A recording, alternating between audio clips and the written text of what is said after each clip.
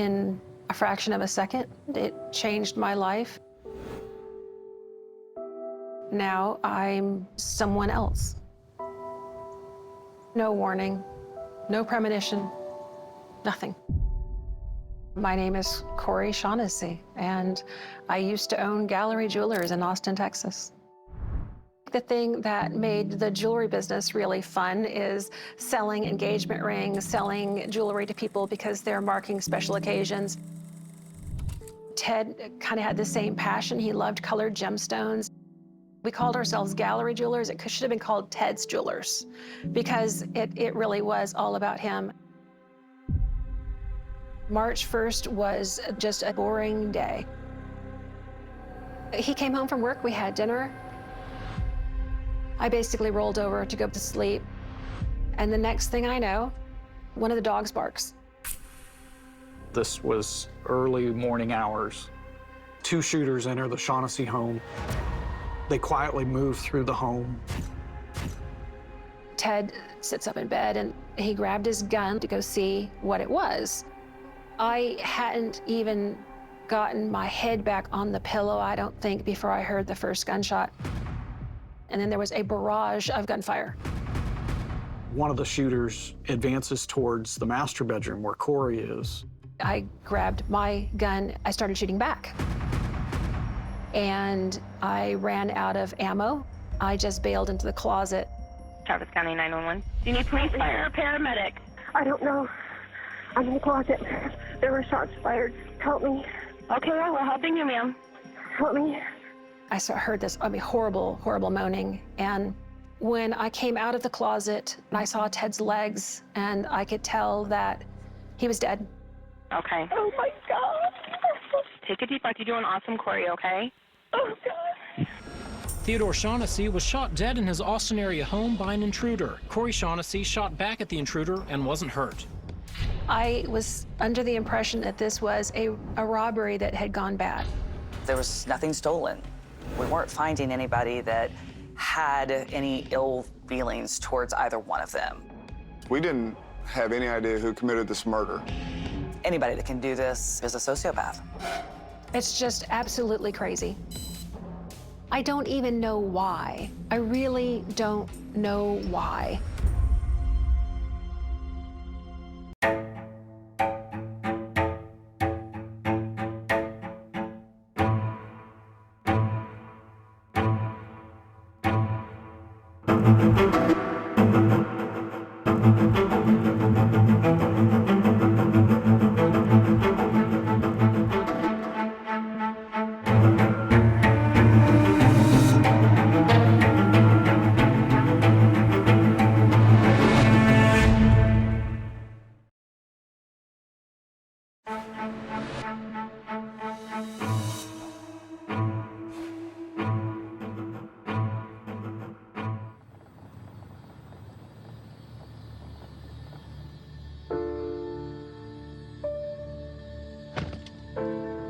When Travis County Sheriff's detectives Paul Salo and James Moore arrived to investigate a shooting at Ted and Corey Shaughnessy's Austin, Texas home early on March 2nd, 2018, they first thought it might be a robbery gone wrong. It looked as though there was a home invasion and a homeowner was killed. Inside the sprawling suburban home, it looked like a battlefield. 55-year-old Ted Shaughnessy lay dead in a pool of blood near the kitchen table. He was shot in the head, the back, the thigh, and the buttocks. One of the family's 2 pet Rottweilers, Bart, had been shot to death as well. There was broken window glass everywhere, bullets lodged in the walls, casings all over the floor. Authorities noticed they were not all the same type. We had .40 caliber and .380. So that told us that we had 2 shooters. Corey would tell police she and Ted kept about 20 guns in the home and said she'd used her .357 revolver to shoot back at the attacker. It was a hail of gunfire. Investigators had noticed a single wide-open ground floor window around the side of the house and wondered if the intruders had used it to get in. Somebody took the screen off, set it next to the window outside. That open window led into an unoccupied bedroom, and there, inside a drawer, police found what seemed like an unlikely coincidence. There's a .40 caliber gun box in that drawer. It's missing out of the box. Well, hang on. .40 caliber is one of the caliber that you were just describing. Yes. It meant that Shaughnessy's empty gun box could have held a pistol that one of the intruders used and had ejected bullet casings near the victim. That information gets past me while I'm outside. Outside, near Detective Moore, first responders were looking after Corey Shaughnessy. Corey's hysterical. Corey would tell police she had not seen the attackers' faces, but she did have a hunch about why they'd come. Being a jeweler, you might someday be a target. When you hear they own a jewelry store, what does that prompt in your minds? Automatically a motive. Someone figuring there was some safe with a bunch of jewelry. Absolutely. Yes, that's right. Corey broke the news by phone to the Shaughnessy son, Nick, then 19, who lived 2 hours away with his girlfriend, Jackie, in College Station, Texas. They immediately drove to Austin, arriving about 8 a.m. Nick comes over, and he's emotional. He asks me what happened. Nick, Jackie, and Corey all agreed to help the investigation in any way possible. Corey allowed police to search her phone, and though Nick said he hadn't been in Austin for about a month, he and Jackie did the same. All three also agreed to answer questions at the station. I'm trying to think of anything that could be helpful. Our goal was to just try to get as much information as possible. I didn't hear anything until the dog started barking. And But Corey says the more police questioned her in the coming days, the more a traumatic situation went from bad to worse. I'm trying to think of anything I can to help. She says they were not treating her like a victim. I was extremely angry at the sheriff's department. Investigators still weren't sure if the murder was part of a random attack, a jewel heist gone bad, or whether it was a targeted assassination. They weren't finding any relevant unidentified prints at the scene, so they had to wonder if their sole surviving victim, Corey Shaughnessy, was actually a suspect. She's the only person in the house, and we have her husband who has been shot to death. We know that she owns firearms, so it's obviously an option for us. They called her in for a series of interviews. For the last one, she brought a lawyer who is seated on the left. Even though I didn't know Ted, it's not right somebody killed him. No, it's not. And I want to find him. Me too. You got a distraught wife, you got a dead husband. You have to ask about the marriage, don't you? Yeah. Yes. Ted was the people person. He was the front part of the story. Investigators learned Corey and Ted had met in the early 80s at a video arcade in Phoenix. They'd quickly discovered they had a lot in common, including a love of jewelry and eventually of each other. They married and opened Gallery Jewelers. Everything seemed to be just about perfect. As the jewelry business grew, Ted and Corey had decided to grow their family too. In 2000, they adopted Nick at 16 months old from an orphanage in Ukraine. It was just instant love. It was. Yeah, instant. Corey says they all bonded even before bringing him home. There were animal crackers involved. Skillful distribution of animal crackers? Yes. And by the time we left, we were a family. She says Ted had a knack for helping people express their love with a sparkle. Everybody loved Ted. Didn't have any enemies. By the time of the murder, the Shaughnessy's were worth millions. But maybe even more valuable to them, they counted some of their customers as close friends. We were very happy. For Corey, being a parent was worth its weight in gold. Nicholas had everything a kid could want. Yes. What was he into? He liked animals and he loved cars. Especially fast ones. His father drove race cars for fun and often took him to the track. He loved putting on Ted's helmet and his racing gloves and all of those things. In high school, she says, her son found another love. Her name was Jackie Edison. After her parents' divorce, Jackie had moved from New Jersey to Austin to live with her father. Nick brought her to meet his parents in 2016. It was an awkward dinner. But Corey says Jackie eventually won them over, and before long, she was spending so much time in the Shaughnessy's house, they actually let her move in. Did you settle into a serious girlfriend seems to be part of Nick's life, and she's okay? I did. She was all right.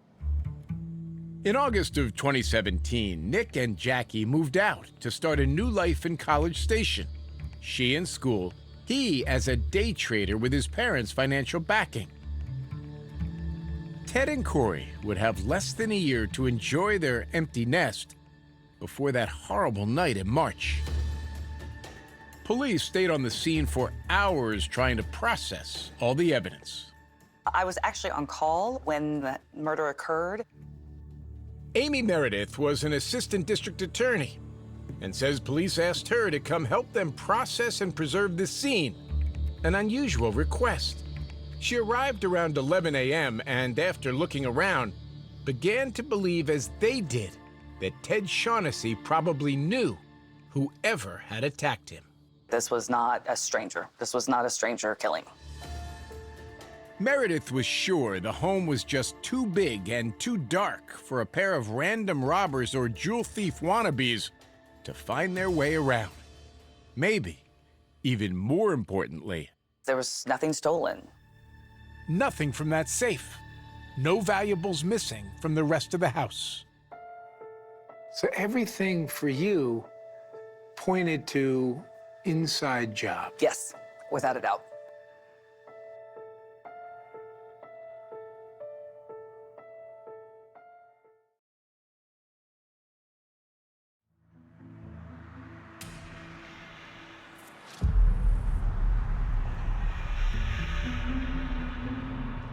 Corey Shaughnessy's frustration with investigators was growing. Thank you. All right. Well, again, I appreciate you guys coming in. She says she'd known from the start that she was a suspect in her husband's murder. She says she needed money for the business in the following weeks, and it didn't help when she tried to cash in his $1 million life insurance policy. I was the only beneficiary. That could only mean that they suspected me. Let me just ask, did you have anything to do with this? Absolutely not. But Amy Meredith says Corey had started raising red flags immediately after leaving the scene. Within hours of the murder, she reportedly stated there would be no funeral and inquired about having the house cleaned. We had to make sure that she did not have any involvement. But Corey wasn't the only member of Ted's family who was raising suspicion. The Shaughnessy son, Nick, had been more than 100 miles away at the time of the murder. At the scene that morning, he'd been emotional. But what struck Detective Salo was one of Nick's first questions. I tell him it looks like somebody came into the home and shot your dad to death. And how did he absorb that news? He asked me, did he suffer? Was that an odd question? It definitely struck me as odd, yes. Even more so, police say, because as the morning wore on, Nick became much less interested in speaking with police than with the reporters who had started showing up. Nick and Jackie continuously tried to talk to the media. We asked them to stop and to stay in the scene. And then Nick did something really odd, says Detective Moore. He walked directly over to examine that ground floor wide open side window. The room it led to had once been his. Him going to that side of the house to look specifically at that window, which you can't see from just the front of the house. So for him to know that that was even involved, he did not have that information. How does he know the entry point unless he was involved in creating the entry point? Sometimes people will get information from crosstalk with detectives or law enforcement, and so I didn't automatically get super suspicious, but it was catching my attention. Something on Nick's phone had caught their attention as well. An app that gave him access to his parents' alarm. Corey told them the family often chose not to arm the system and that it had been switched off that night. But authorities noticed something in the account history. There was an activation for an open window. The time of the window being opened was 4:27 that morning. Following that was glass break activations. We believe that's when the bullets started breaking the glass in the house. That's when Ted died. That's when the shots were being fired. Was this important to have? Extremely. Police also saw something that seemed important in Jackie Edison's behavior. We were gonna do gunshot residue tests on their hands. We then separated them, and at that time, Jackie broke down hysterically. And what'd you make of it? That was a major red flag for me. We knew there was something more to this at that point. A woman officer put your mom on the phone, and then your mom told you what happened? Yeah. She's like, someone came in the house. There was an exchange of gunfire. I believe she fired a shot, and then she ran to the closet. In questioning later that day, Nick and Jackie reminded police they'd been at their home in College Station when the shooting happened. We both moved to College Station, and he just works from home. A few days later, investigators got a search warrant. Once we get in the apartment, we're going through it, we're finding ammunition. Though common among gun owners, the ammunition was the same brand and caliber that was found at the crime scene. And investigators were about to find proof the couple was keeping secrets. We find a marriage certificate for Nick and Jacqueline. You discovered that Nick and Jackie were married by searching Nick's apartment? Yeah. In all of the conversation you were having, they never said that they were married? No. A teenage friend of Nick's named Spencer Patterson. Spencer Patterson. Who'd been certified as a minister online, had married them 8 months earlier. Police weren't the only ones surprised. You and Ted never knew? No. Corey Shaughnessy says Nick and Jackie didn't tell her about their clandestine marriage until after the murder. And I told him, I said, this is not, you shouldn't have done this, you're too young. Trying to be a good mom, she says she promised to help them plan a proper wedding. I said, you need to do it the right way. Corey had ample opportunity to make sure it happened, because over the next few days, Nick and Jackie moved back into her house. We were planning the engagement party. We had the guest list. Jackie was picking out invitations. That's especially chilling because while police initially had looked at all three for the murder, they now suspected just two, and that Nick and Jackie had also targeted Corey. But it was still only a working theory. You can't say anything to Corey. No. That's a hard line to walk. If you have two people who planned her killing, now living with her, are you worried about Corey's safety? Of course. Of course. But Corey Shaughnessy says what worried her was the possibility authorities were trying to frame her son, who by now was working in his father's place at the jewelry store. There is a set of circumstances that the police are trying to make work in the easiest way that they can. On March 10th, 2018, she hired her son the best defense attorney she could find. You could have told me aliens landed on the front yard, and I would have believed that before I would have believed that Nicholas and Jackie planned to have us killed.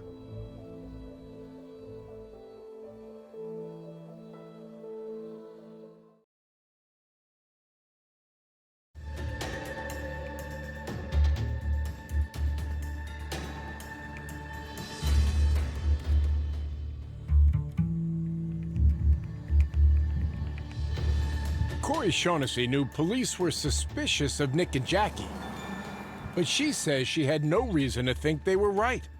After all, she says, I don't know. they'd been wrong about her. The last thing that I would ever do would be kill my husband. And I thought, well, if they think I did it, it's not a stretch for them to think Nicholas did it. But the closer police looked, the more incriminating evidence they seemed to find that Nick and Jackie had planned to have both Shaughnessy's killed. While phone records showed Nick had been more than 100 miles away at the time of the murder, they also showed he was lying when he said he hadn't been to Austin for a month. We ultimately see cell phone usage in Austin on February 28th, which is just 2 days before Ted ends up getting killed. Investigators wondered if he had been in town making final preparations. There were text messages on Nick and Jackie's phones that police say showed a suspicious conversation. How important was the text message that he had sent out February 23, 24? Nick is saying he's working on it. And Jackie's response to the text message was, do they want $50K or not? And she says, we can't afford to pay half before. In another exchange, Nick asks her to withdraw money from her account. Quote, so if it happens, cash in hand. They do make this withdrawal. Jackie withdrew $1,000 from the bank just days before the murder. Authorities suspected it was no coincidence. Then, in May of 2018, they talked to the man who had officiated Nick and Jackie's wedding. That high school friend, Spencer Patterson. Trying to get a hold of Spencer was kind of difficult. At first, investigators believed Patterson might be a suspect. But when they finally reached him, he proved to be a critical witness instead. He told them just before the murder, Nick had talked about coming into $8 million with Ted and Corey gone. Nick had put a dollar sign on the lives of his parents. Yes. That's chilling. No, it is. Patterson showed them text messages that were even more chilling. There was also communication between Spencer and Nicholas, where Nicholas was trying to hire him to kill a family. Just walk in and shoot a family, writes Nick. Steal all their no mask needed, because they'll all be dead. Spencer didn't want to go along with it, but Nick still pitched the idea. Police cleared Patterson, and on May 29, 2018, they arrested Nick Shaughnessy and Jackie Edison for criminal solicitation. Corey couldn't believe it. I'm still under the assumption that he's being wrongly accused. For months, Corey had stood by Nick, but she told us when she read the arrest affidavits and saw the evidence, her rock-solid belief in his innocence began to crumble. I got to where I understood that, yes, they were involved in some way. But as a mother, she says she still couldn't convince herself they deliberately tried to kill anyone. I was then hoping that they had maybe gotten caught up in something in College Station where maybe Nicholas owed someone money, or maybe there was some sort of a strange drug thing, or maybe he told the wrong person that we were jewelers. Confident Nick and Jackie were behind the attack, police hope some time in jail might make them come clean about who had actually pulled the trigger. For the moment, though, neither one was talking. The next step was, who were the actual shooters? And how do we figure this out? The evidence trail had essentially run cold. So we kind of hit a stall point. When, in early July, 4 months after the murder, Detective Moore decided to review some security video from Nick and Jackie's porch, recorded just 2 days before the attack. I see two individuals show up to his front door. Moore says he noticed something about one of the men that made him freeze the video. Something he was wearing. A green Anderson t-shirt. Window company. A window company. This feels like a break, and it only happens because you isolated a frame of the video from the security camera? Yeah. He and Salo drove to the window company where their hard work ran into more good luck. By sheer coincidence, An employee's daughter said she'd actually met the man in the freeze frame. Apparently, he'd only worked there for a few days, 4 years earlier.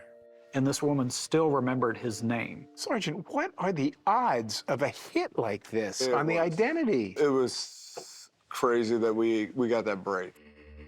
His name was Cameron Vosmek, and he wasn't home that day.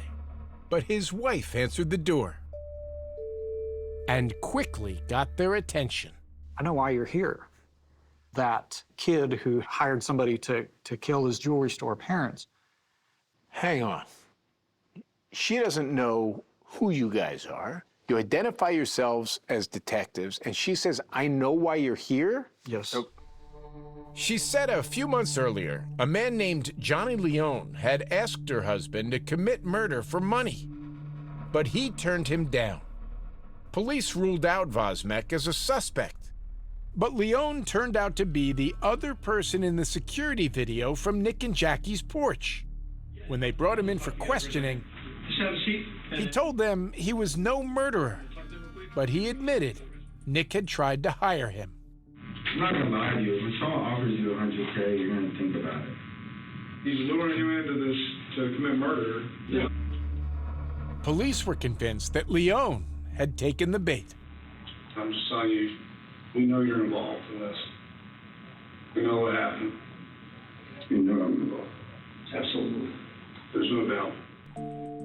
Leone was arrested for capital murder, and on his phone, police found evidence he may not have acted alone. There was a flurry of contacts around the time of the killing with a Fort Worth man named Arian Smith. They also discovered both men had arrest records. In fact, the two had been arrested together for drugs a year earlier. Detective Moore and I interviewed him. He did admit that he had met Nick. He gave us a lot of good information. Smith opened up about the details of that night and broke down in the process. You're the only person that's shown regret. I don't understand how could you kill somebody and not have any emotion about it? And you actually killed him. I was just in the situation. I'm devastated. I cannot sleep at night. Prosecutors were closer than ever to having everything they needed to make their case. We've got enough. Now let's go to trial. Something Nick Shaughnessy told us he'd wanted to avoid. Did you pay these two men to go kill your parents?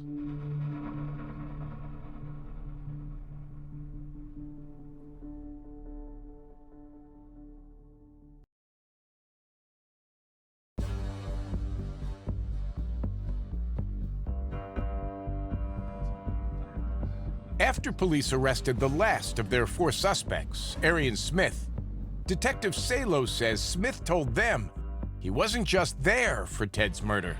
Yes, I was there. He acknowledged firing the fatal shot and then made a stunning request. I request the death penalty. The death penalty. I killed somebody, I deserve to die. What is that? He also told police where to find the murder weapon. It was the .40 caliber pistol missing from that box they'd found in Nick's old bedroom. The .40 caliber gun that killed Ted was Ted's. Yes. For a mother who'd struggled for months to keep faith in her son, it felt like the last straw.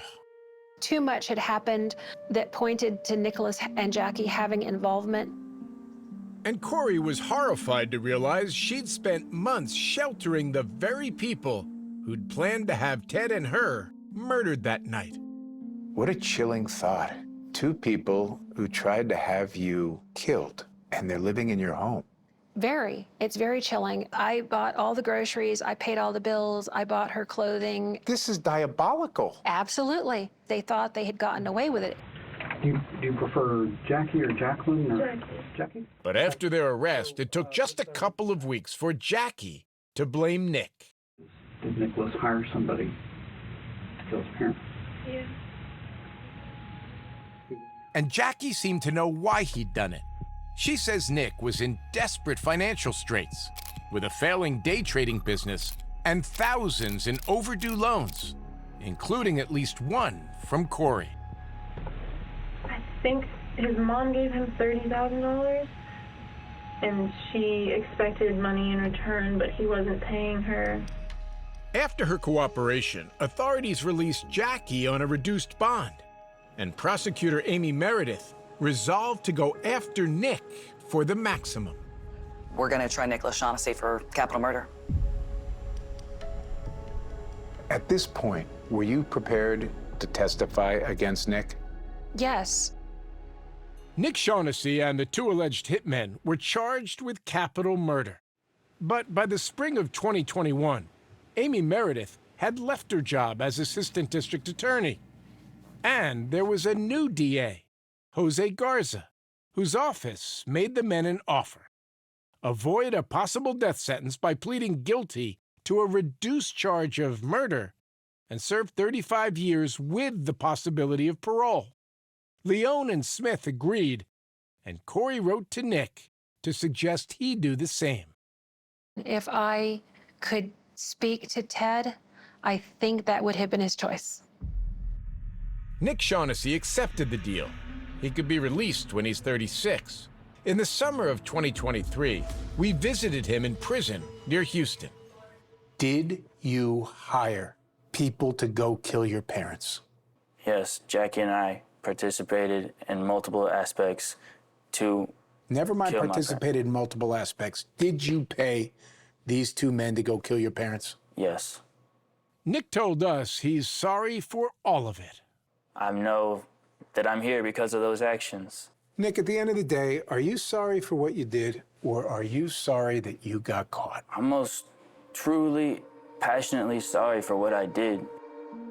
And Nick told us he never would have done it if not for Jackie. It was a very toxic relationship. Although he stood to inherit his parents' money eventually, he told us he wasn't prepared to wait. Were you at all thinking, what am I doing? Of course. It was always in the back of my head, like red flags, like stop, don't go. The back of your head? Yeah. Why not the front of your head? I guess the validation or approval from Jackie. It is hard to know how much Jackie Edison should be blamed or what punishment she deserves. And jurors won't get to decide. She too got a deal from the office of the new DA for pleading guilty to conspiracy to commit capital murder by terror threat or other felony. A jail sentence of 120 days and 10 years probation. It's astounding. It's absolutely astounding. She began serving her time in June of 2023. It is an outright dismissal of everything that I went through as a victim, and it's a dismissal of Ted's life. 3 are doing 35 years. 1 is doing 120 days. Corey says that's outrageous. What are your thoughts? I had no involvement once I left the district attorney's office on Jackie's case. Amy Meredith was working elsewhere before prosecutors offered the plea deals. Corey's feelings aren't lost on her. Do you understand her rage? I absolutely understand that she is upset. Corey is so upset that when the new prosecutors asked her to appear at Jackie's 2023 plea hearing, she refused, instead recording this video at home to be played in court. I'm alive because your plan to have me murdered didn't succeed. You are a monster. You are evil, and everyone needs to know it. You knew what was about to happen, and yet you sat home and did nothing because you wanted it to happen. We wanted to ask Jackie Edison about that and other things, but she declined our request for an interview.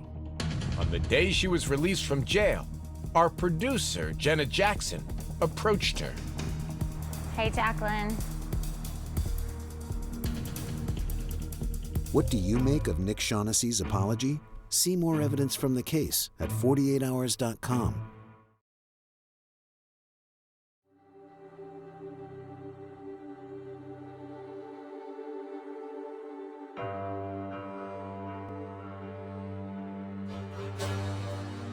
Corey and Nick Shaughnessy haven't spoken directly since his 2018 arrest.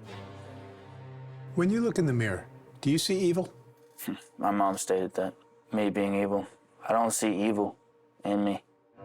And these days, it's safe to say they don't see eye to eye. In fact, there may be only one thing they do agree on. Jackie is not a victim. This is a 50-50 thing? Most definitely. Did Jacqueline Edison get away with murder? Absolutely.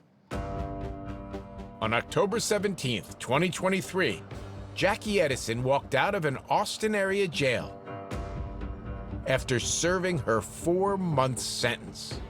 Hey, Jacqueline. We'd been asking for an interview for months. I don't want to do any interviews.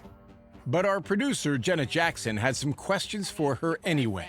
Nick got 35 years, the hitman got the same, you got 120 days. Are you getting away with murder? No. I think that it's fair.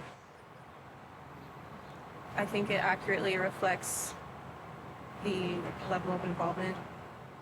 Corey and Nick have both told us is that you were a partner in this murder plot.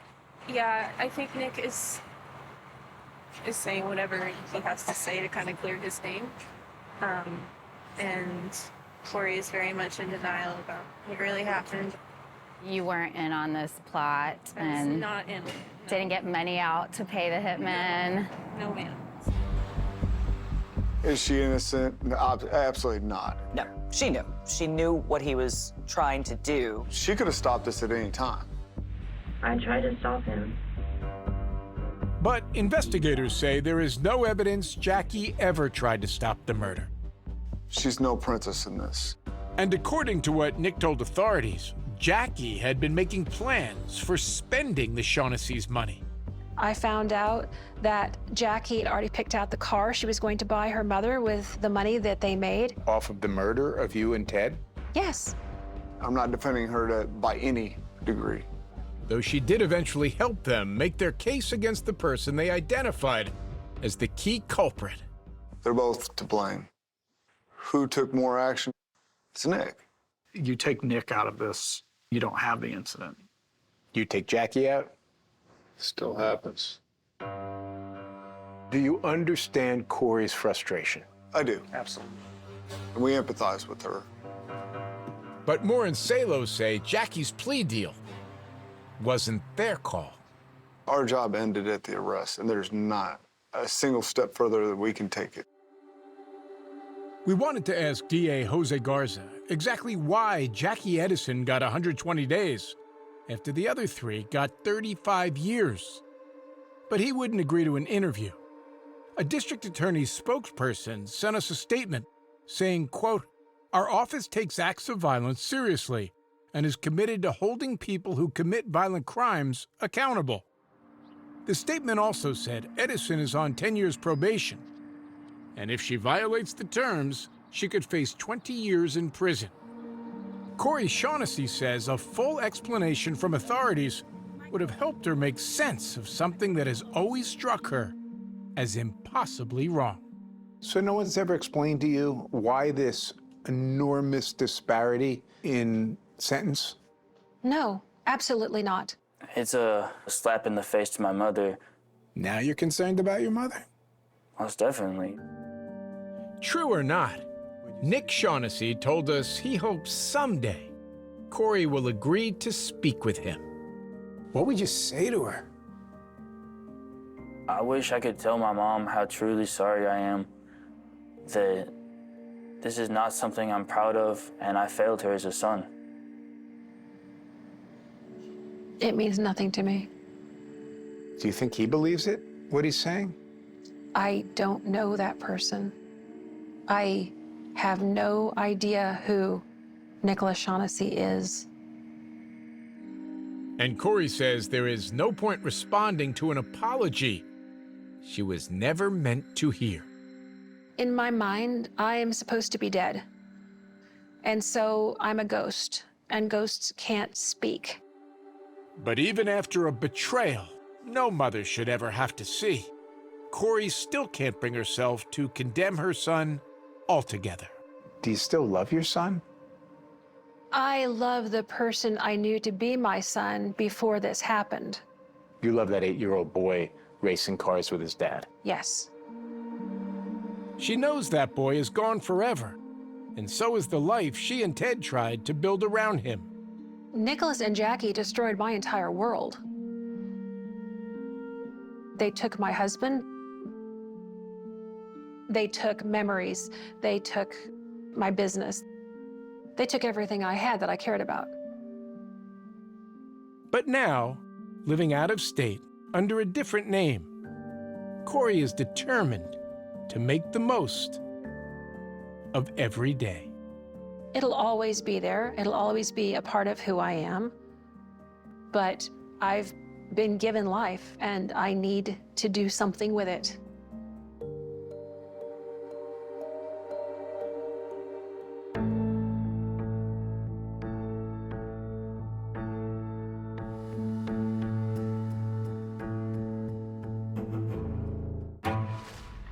She had like a really infectious smile and like the loving heart.